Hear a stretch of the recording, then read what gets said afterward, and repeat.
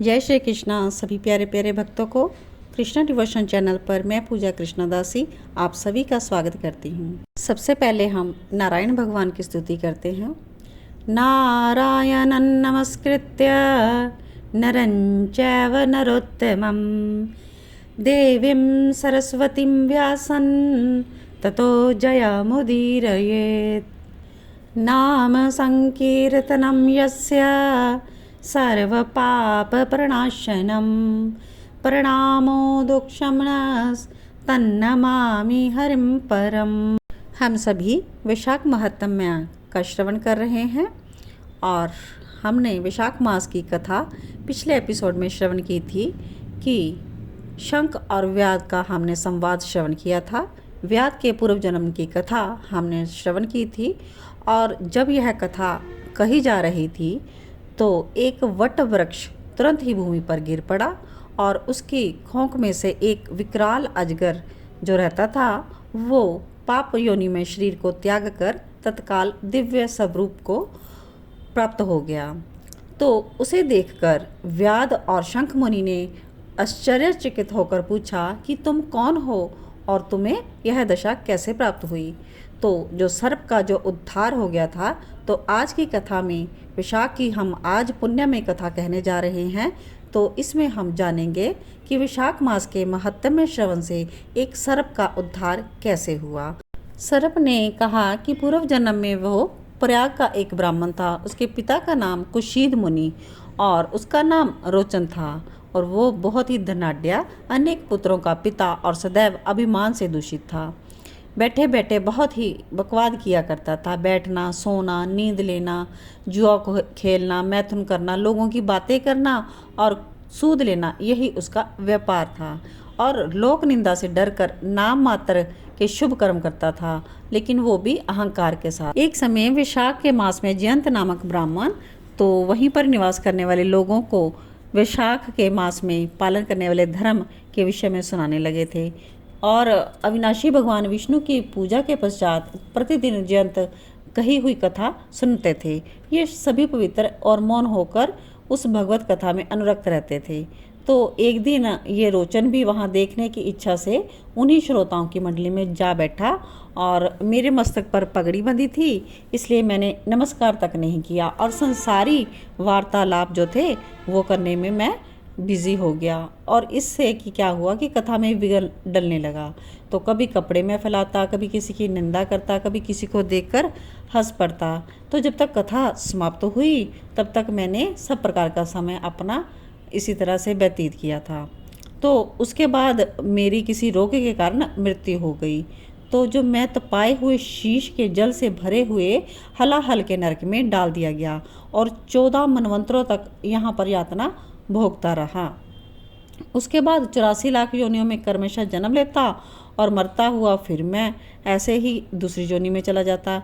तो इस समय यहाँ पर मैं तमोगुनी सर्प होकर इस वृक्ष के खोखल में निवास करता था। और सौभाग्यवश आप दोनों की, शंख मुनि जी की और व्याध जी के, जो मैंने संवाद सुना और दोनों को अपने नेत्रों से सुना, जिससे तत्काल मेरे सारे पाप नष्ट हो गए। और मुनिश्रेष्ठ, मैं नहीं जानता था कि आप जन्म के मेरे बंधु हो, क्योंकि मैंने तो कभी किसी का उपकार नहीं किया, लेकिन मेरे पर बहुत कृपा हुई। जिनका चित्त समान है, जो सब प्राणियों पर दया करने वाले साधु पुरुष हैं, तो उनमें परोपकार की स्वाभाविक प्रवृत्ति होती है, तो कभी किसी के प्रति विपरीत बुद्धि नहीं होती। आज आप मुझ पर भी कृपा कीजिए कि मेरी भी बुद्धि धर्म में लग जाए।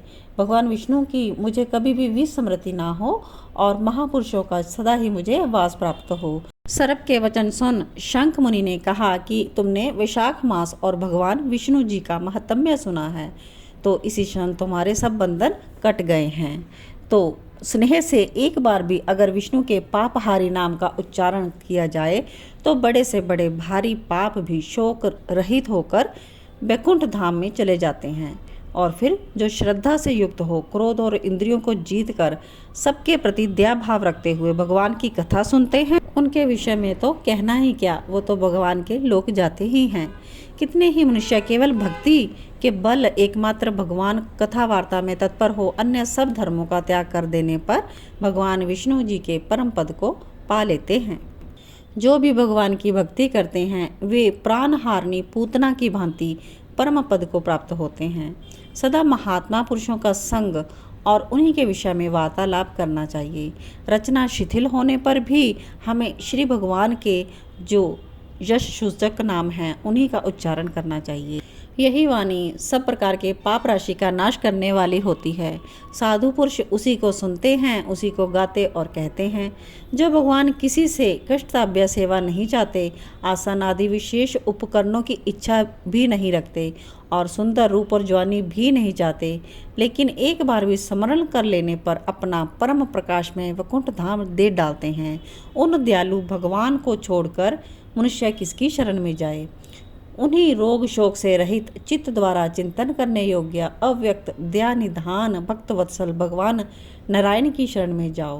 विशाख मास में कहे हुए इन सभी धर्मों का पालन करो और भगवान जगन्नाथ तुम्हारा कल्याण करेंगे। तो ऐसे शंख मुनि के वचन को सुनकर दिव्य पुरुष तो बहुत ही प्रसन्न हुआ, और क्योंकि उसकी कुत्सित योनि दूर हो गई थी और वो परम गति को प्राप्त हुआ था, और वो बोला यह मेरे लिए बहुत सौभाग्य की बात है।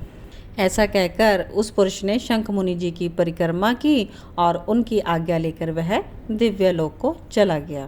तो शंख मुनि और व्याध जी वहीं पर रहे। व्याध मुनि ने शंख जी की बहुत सेवा की और सायंकाल की संध्या उपासना करके शेष रात्रि भी वहीं पर व्यतीत की। भगवान के लीला अवतारों की कथा वार्तालाप के द्वारा उन्होंने सारी रात व्यतीत किया। तो शंख मुनि ब्रह्म मुहूर्त में उठे और अपने हाथ पैर धोकर मौन भाव से वो ब्रह्म का ध्यान करने लगे। विशाख का मास चल रहा था। सूर्य उदय से पहले ही इन्होंने स्नान किया, संध्या तर्पण आदि सब कर्म समाप्त किए। तब उन्होंने हर्षयुक्त हृदय से व्याध को बुलाया और बुलाकर उसे राम इस 2 अक्षर का नाम का उपदेश दिया, जो कि वेद से भी अधिक शुभ कारक है। अब प्रभु राम का उन्होंने उपदेश देकर कहा कि भगवान विष्णु एक एक नाम भी संपूर्ण वेदों से अधिक शक्तिशाली माना गया है। ऐसे अनंत नामों से अधिक है भगवान विष्णु का सहस्रनाम। उस सहस्रनाम के समान राम नाम माना गया है। राम रामेति रामेति रमे रामे मनोरमे सहस्रनाम ततुल्यम राम नाम वरारणे। तो इसलिए व्याध तुम निरंतर राम नाम का जप करो और मृत्यु पर्यंत मेरे बताए हुए धर्मों का पालन करते रहो। इस धर्म के प्रभाव से तुम्हारा वाल्मीकि ऋषि के घर पर जन्म होगा और तुम इस पृथ्वी पर वाल्मीकि के नाम से प्रसिद्ध होगे। व्याध को ऐसा आदेश देकर मुनिवर शंख दक्षिण दिशा को प्रस्थान कर गए। व्याध ने भी शंख मुनि की परिक्रमा करके बार बार उनके चरणों को प्रणाम किया और जब तक वो दिखाई दिए तब तक उनको दूर से देखते रहे। फिर उसने अति योग्य विशाख के धर्मों का पालन किया। वह कटहल, जामुन और आम आदि के फलों से राह चलने वाले थके मांदे पथिकों को भोजन कराता था। जूता, चंदन, छाता, पंखा आदि के द्वारा और बालू के बिछावन और छाया आदि की व्यवस्था से पथिकों के परिश्रम और पसीने का निवारण करता था। प्रातःकाल स्नान करके दिन रात राम नाम का जप करता था। इस प्रकार धर्म अनुष्ठान करके वह दूसरे जन्म में वाल्मीकि का पुत्र हुआ। उस समय वह महायशस्वी वाल्मीकि के नाम से विख्यात हुआ। उन्हीं वाल्मीकि जी ने अपनी मनोहर प्रबंध रचना के द्वारा संसार में दिव्य राम कथा को प्रकाशित किया, जो समस्त कर्म बंधनों का उच्छेद करने वाली है। तो विशाख का महत्म कैसा ऐश्वर्य प्रदान करने वाला है, जिससे कि एक व्याध भी परम दुर्लभ ऋषि भाग्य को प्राप्त हो गया। यह पुण्यमयी कथा सब प्रकार के पापों का नाश करने वाला है। इसे जो कोई भी सुनता है और सुनाता है उसका पुनर्जन्म नहीं होता। तो हम सब ने श्रवण किया विशाख महात्म्य का उत्तम कथा, एक सर्प का उद्धार और व्याध का ऋषि वाल्मीकि होना। तो इसी प्रकार से आप पुण्यमयी विशाख की कथा श्रवण करते रहें और कृष्णा डिवोशन चैनल को ज़्यादा से ज़्यादा शेयर और सब्सक्राइब करवाएं। आप सभी का सहृदय सप्रेम आभार व्यक्त करती हूँ। आप सभी कृष्णा डिवोशन चैनल को बहुत ही प्रेम दे रहे हैं और पुण्य विशाख मास में पुण्य कथा का श्रवण करते हैं और इसे आगे भी ज़्यादा से ज़्यादा लोगों तक पहुंचाने में मेरी सहायता करते हैं। तो भगवान आपके इस भगवत कार्य के लिए आप सभी की मनोकामनाएं और आपकी भक्ति को सफल करें। वैशाख मास अपनी पूर्णता की ओर है, तो हम जितनी कथा शेष रह गई है वो अपने नेक्स्ट वीडियो में श्रवण करवाएंगे। और वैशाख की द्वादशी की महत्ता और द्वादशी के पुण्यदान से एक कुतिया का उद्धार कैसे हुआ, ये कथा हम अपने नेक्स्ट वीडियो में श्रवण करेंगे। तब तक के लिए जय श्री कृष्णा, जय श्री राधे। ओम नमो भगवते वासुदेवाय। ओम नमो भगवते वासुदेवाय।